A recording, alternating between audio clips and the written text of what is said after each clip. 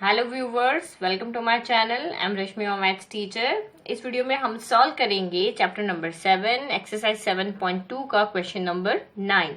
तो question number 9 is find the coordinates of the points which divides the line segment joining a is -2, and b is 2, 8 into 4 equal parts. तो यहाँ पे हमें वो coordinates find करने हैं जो a और b से बनने वाली लाइन को 4 इक्वल पार्ट में डिवाइड करते हैं। तो सबसे पहले हम यहाँ पे फिगर बना लेते हैं। तो ये मैंने एक लाइन ड्रॉ किया, ए और बी लाइन थोड़ा बड़ा बनाया क्योंकि हमें यहाँ पे 4 इक्वल पार्ट में डिवाइड करना। तो ये ए पॉइंट ले लिया हमने यहाँ पे -2, और बी पॉइंट है हमारा 2, 8। तो ये हमें यहाँ पे 4 इक्वल पार्ट में डिवाइड करना है। तो जैसे इक्वल पार्ट में डिवाइड करने का मतलब ये है जैसे कि यहाँ पे 8 सेंटीमीटर, अगर ये लाइन 8 सेंटीमीटर की है तो यहाँ पे 2 के 4 यहाँ पे अलग अलग सेगमेंट बनेंगे। बस वो ही आपको समझना है। तो लेट की हमारा जो ये फर्स्ट पॉइंट हमने ले लिया और ये हमने यहाँ पे सेकंड पॉइंट ले लिया और नाउ ये हमने यहाँ थर्ड पॉइंट लिया। अगर हमें यहाँ पे 4 इक्वल पार्ट में डिवाइड करना तो 3 पॉइंट चाहिए। किसी भी लाइन में जितने भी इक्वल पार्ट में डिवाइड करना उससे कम पॉइंट चाहिए। तो ये हमारा पॉइंट P1 ले लिया, ये हमने पॉइंट P2 ले लिया और ये हमने पॉइंट P3 ले लिया। तो ये जो हमारे पॉइंट है P1, P2, P3, ये हमारी जो लाइन है AB, इसको 4 इक्वल पार्ट में डिवाइड कर दें। मतलब कि इक्वल पार्ट का मतलब मैंने अभी आपको समझाया, ये 8 सेंटीमीटर की लाइन है तो ये 2 की होगी, ये भी 2 की होगी, ये भी 2 की होगी और ये भी 2 की होगी। तो जितने भी सेंटीमीटर मीटर की लाइन होगी डिवाइड बाय 4 करेंगे तो हमें ये 4 इक्वल पार्ट यहाँ पे लेंथ मिल जाएगी।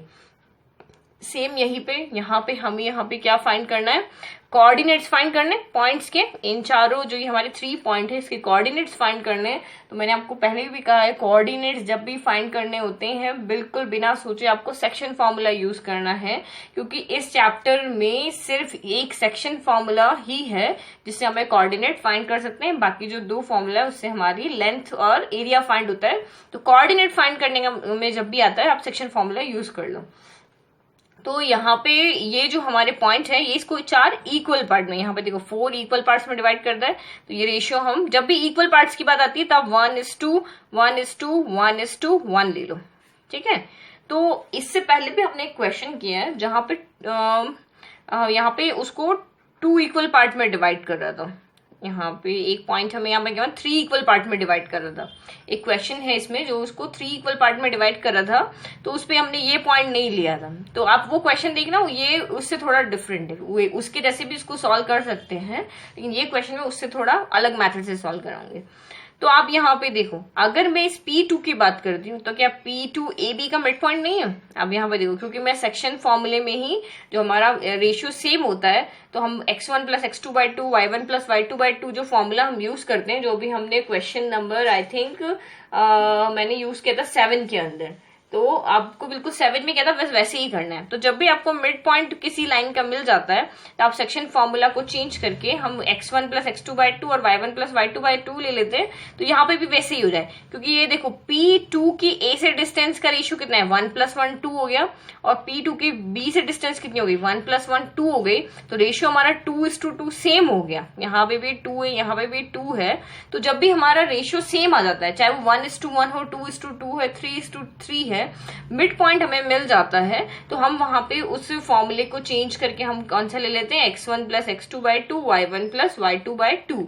तो अब देखो कैसे लिया कि ये देखो ये P2 है तो 1 + 1 2 हो गया, और यहाँ पे 1 + 1 2 हो गया। तो यहाँ से हमारा M1 कितना हो गया, M1 भी 2 हो गया और M2 भी हमारा कितना हो गया, 2 हो गया। तो अगर हमें इसको सेक्शन फॉर्मूला में पुट करते हैं तो सेक्शन फॉर्मूला हमारा यहाँ पे क्या होता है, M1 x2 + M2 x1 divide by M1 + M2 होता है, और दूसरा हमारा होता है M1 y2 + M2 y1 divide by M1 + M2 होता है। तो जब ये रेशियो सेम होगा तो आप यहाँ पे पुट करो 2 × x, M1 M2 हमारे 2 है ना, तो ये हमारा हो गया 2x2 + 2x1 हो गया डिवाइड बाय M1 + M2, तो 2 + 2 हमारा 4 हो गया। फिर हमारा ये 2y2 + 2y1 डिवाइड बाय 2 + 2 हमारा यहाँ पे भी 4 हो गया। तो हम न्यूमरेटर से अगर 2 कॉमन लेते हैं तो ये हमारा x1, क्योंकि 2 यहाँ पे भी 2 है, यहाँ पे भी 2 है, तो ये हमारा x1 + x2 डिवाइड बाय 4, तो 2 से ये कैंसिल होकर डिवाइड बाय 2 हो जाएगा।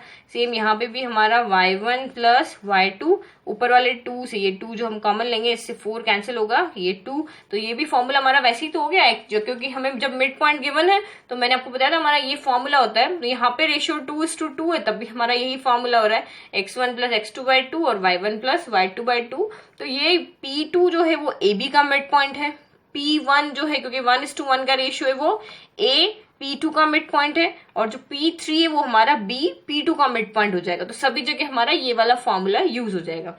अब यहाँ पे देखो हम क्वेश्चन कैसे सॉल्व करेंगे, तो यहाँ देखेंगे हम late P1 P2 and P3, ये 3 point be the points that divide the line segment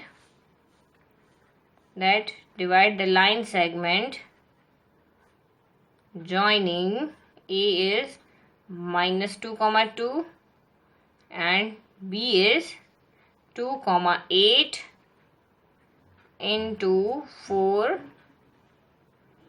equal parts में। मतलब ये जो हमारे 3 पॉइंट है P1 P2 P3, ये A और B से जो लाइन बन रही है उसको 4 इक्वल पार्ट्स में डिवाइड करते हैं। तो अब हम सबसे पहले AB में P2 की बात करते हैं। तो here P2 is the mid point of, अभी मैंने आपको एक्सप्लेन किया था ये P2 इज द, ये पूरा एक्सप्लेन करके क्योंकि 2:2 का रेशियो, इसका मतलब P2 मिड पॉइंट हुआ। P2 is the mid point of AB। So therefore the coordinates of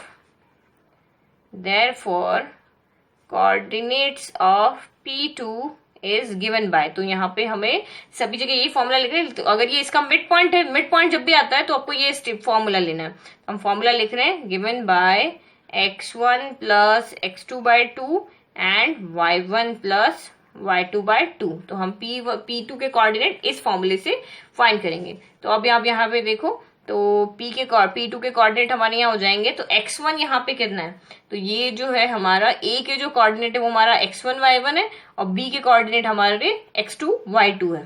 तो ये हमारा हो गया, यहाँ से x1 हमारा हो गया -2, y1 हो गया हमारा 2, और x2 हमारा हो गया यहाँ पे 2, और y2 हमारा यहाँ हो गया 8। तो हम इसमें वैल्यू पुट कर दें x1 + x2, तो x1 हमारा हो गया -2, x2 इज 2 डिवाइड बाय 2, फिर हमारा y1 + y2, तो 2 + 8 डिवाइड बाय 2। तो ये यहाँ से सॉल्व किया तो P2 के कोऑर्डिनेट हमारे यहाँ पे हो गए -2 + 2, तो 2 - 2 हमारा 0, 0/2 हो गया, और 8 + 2 हमारा 10/2 हो गया। तो 2 के टेबल से 10 कैंसिल हो गया, 5 10। तो दिस इम्प्लाइज P2 के कोऑर्डिनेट हो गए 0 में किसी भी नंबर से डिवाइड करो 0 आता है, तो ये 0 हो गए, और यहाँ हो गया 5। तो P2 के कोऑर्डिनेट हमारे यहाँ पे कितने हो गए 0, 5। ओके, तो ये हमने यहाँ से P2 के कोऑर्डिनेट फाइंड कर लिए। ना हम P1 के कोऑर्डिनेट फाइंड करते हैं, तो P2 के कोऑर्डिनेट में यहाँ पे लिख लेती हूँ। P2 के कोऑर्डिनेट हमने अभी फाइंड किया 0, 5 आ गए। नाउ नेक्स्ट हम P1 के कोऑर्डिनेट फाइंड करते हैं। तो P1 में यहाँ पे 1:1 का रेशियो, तो P1 is the mid point of A P2, तो हम यहाँ पे भी सेम यही फॉर्मूला यूज करेंगे। तो नाउ अब यहाँ पे लिख लेते हैं, नाउ इन AP2 लाइन। तो AP2 में यहाँ पे फिर से फिगर बना लेती हूँ। तो ये हमारा यहाँ से हो गया, ये हमारा A पॉइंट हो गया -2, 2, और ये वाला पॉइंट हमारा हो गया P1, ये रेशियो हमारा 1:1 है, और ये हमारा P2 पॉइंट हो गया। P2 के कोऑर्डिनेट हमने अभी फाइंड किया 0, 5, तो ये हमारा यहाँ पे ये पॉइंट मिड पॉइंट हो गया। ठीक है, तो यहाँ पे क्या लिखेंगे, P1 is also midpoint of AP2 का मिड पॉइंट है, तो सेम यही फॉर्मूला लगेगा, मैं बार बार नहीं लिख रही हूँ। तो कोऑर्डिनेट्स ऑफ P1 इज, आपको लिख लो पहले, coordinates of P1 is given by this formula. मैं सीधा यहाँ से वैल्यू फाइंड कर रही हूँ। तो ये हमारा x1 हो गया, ये y1 हो गया, और ये x2 हो गया, और ये y2 हो गया। तो P1 के coordinate given by x1 + x2, तो -2 + 0/2, y1 + y2, तो 2 + 5/2।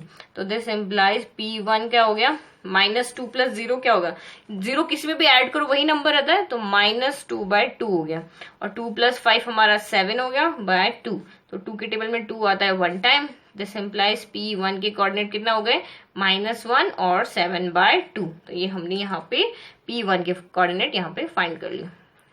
ओके, नाउ नेक्स्ट हम फाइंड करते हैं P3 के कोऑर्डिनेट। अब हमारा P3 रह गया, तो वो P2 का मिड पॉइंट है। तो फिर से हम यहाँ पे एक फिगर और बनाते हैं। नाउ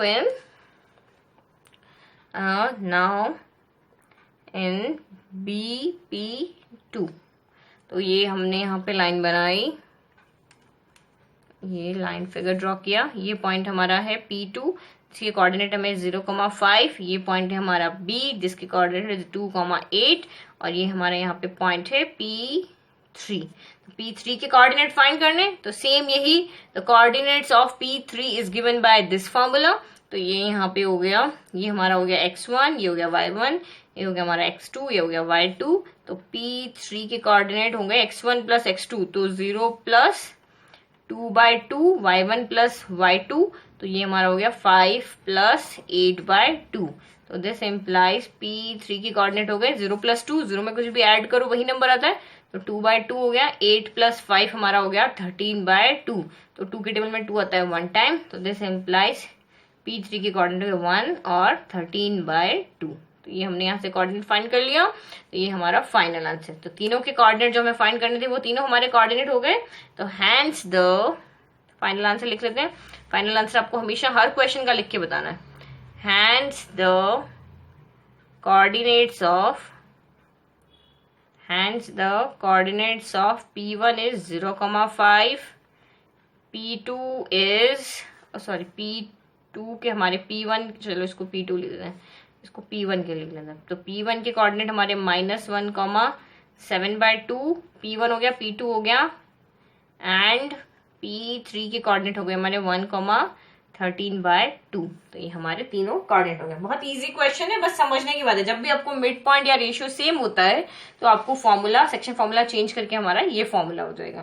तो ये तो मैंने यहाँ पे रफ में समझाने के लिए किया था। ये आपका क्वेश्चन का पार्ट है, जो आपको एग्जाम में आता है क्वेश्चन, तो बिल्कुल एज इट इज सॉल्व करना है। तो आई होप आपको क्वेश्चन का आंसर समझ में आया होगा। अभी भी कोई डाउट है तो प्लीज कमेंट बॉक्स में कमेंट करें, और मेरे चैनल को सब्सक्राइब करना ना भूलें। Thank you.